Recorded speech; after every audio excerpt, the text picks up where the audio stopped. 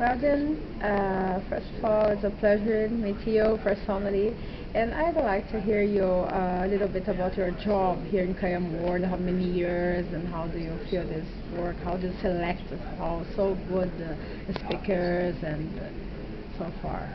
Okay, well, thank you. Thank you for asking. And KMWorld Information Today has been producing it for almost 10 years now.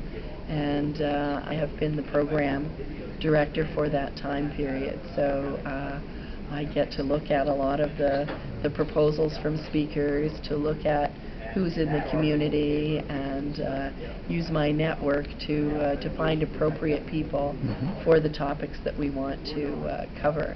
Really all about knowledge sharing, you know, whether it's the processes within an organization, whether it's the tools that are being used, the intranets, and other, right now, social media tools that are making it so much easier to share knowledge within organizations and connect people and help the whole collaborative way that organizations need to operate so that they're successful. And I know that's probably what your MAKE Award winners are doing. You know, they're taking advantage of a lot of those tools and techniques to improve the bottom line through the knowledge sharing of whoever's in the organization. Yeah. And when you see some speakers talking, you can see some talking about the beginning, the basis of KM, and other very good advanced tools.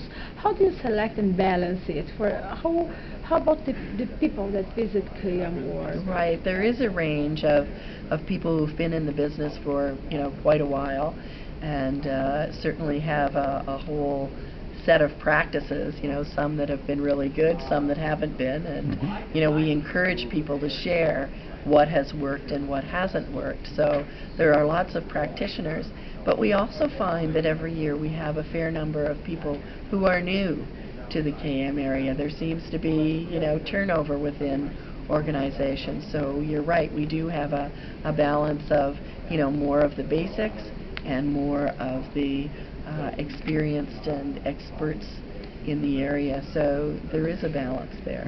Yeah.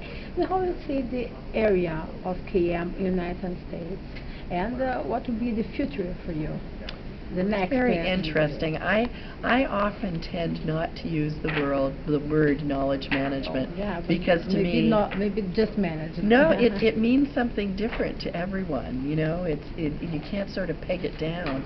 But so I tend to use the knowledge sharing, because that's the, you know, the connecting of people, the connecting of people and knowledge, and you know, it's all that connection side of things, the content with the people, the knowledge with the people, and ways to use it productively. But whatever it's called, you know, I still think it's imperative in any organization to make it successful.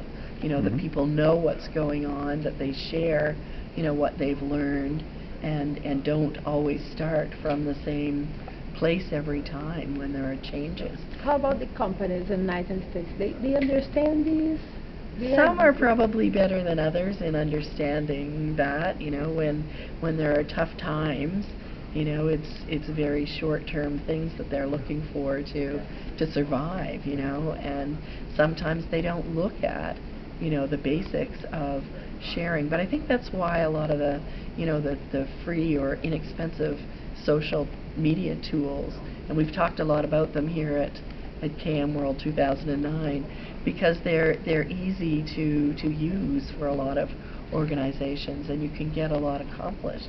So it'll be an interesting few years, I think. And what the future? The future? The next step. The next KMWorld, KMWorld 2010, we're actually moving from the West Coast to the East Coast, so that November 16 to 18, 2010, we'll be at the Renaissance Hotel in Washington, D.C. Yeah, we look forward to having you and a lot of your colleagues with us there in Washington, D.C. Okay. But when we talk about knowledge management in Brazil, it's like an umbrella.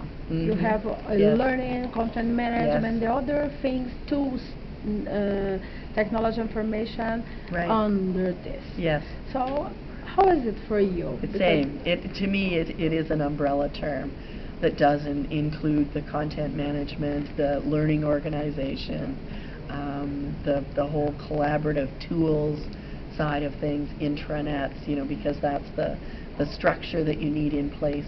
Well, one of the possible structures that you need in place to actually, have people connect and find each other, find the experts in their field, or find the best practices, or what the organization has learned in the past. So yeah, it's definitely an umbrella term.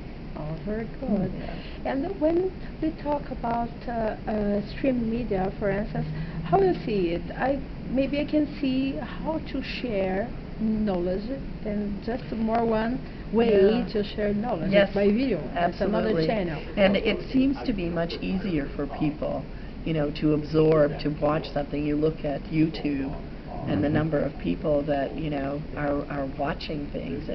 It's easier language-wise, to be able to view something on a video as opposed to reading or listening. And I think the streaming media is definitely something that's involved with the whole knowledge sharing and being used a lot with the whole cohort that's retiring out of so many of the organizations. Many are trying to capture some of the knowledge through video as well.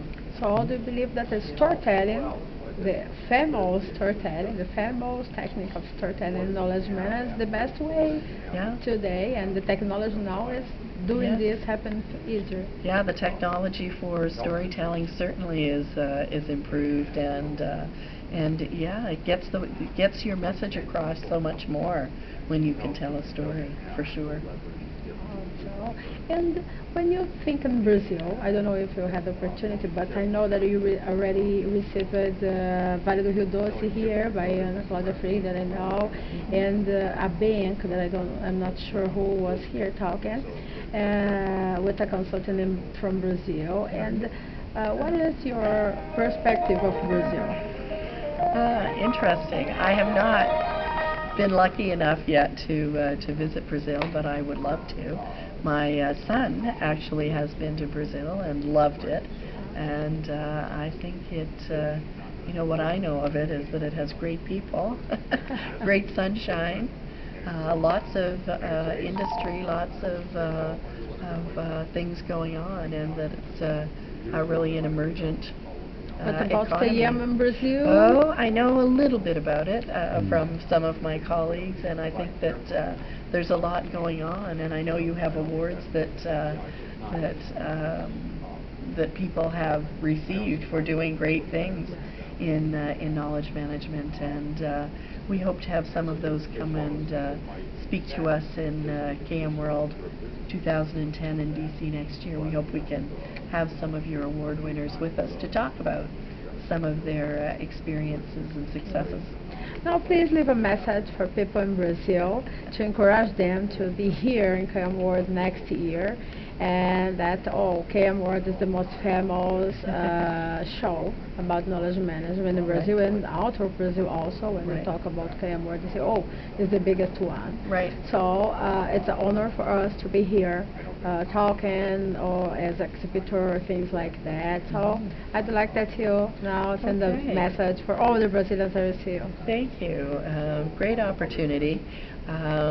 We are pretty passionate about knowledge management and all that means, and with this event actually going into its 14th year next year in DC, we would love to have lots of people from Brazil that can share their experiences, practitioners who have some best practices and extend our network from North America into South America. I think that would be a wonderful thing. So definitely encourage you to join us next November in DC at KMWorld 2010. We hope to have speakers, exhibitors, and friends from Brazil. So please come join us. Okay, thank you, Jane. Thank you.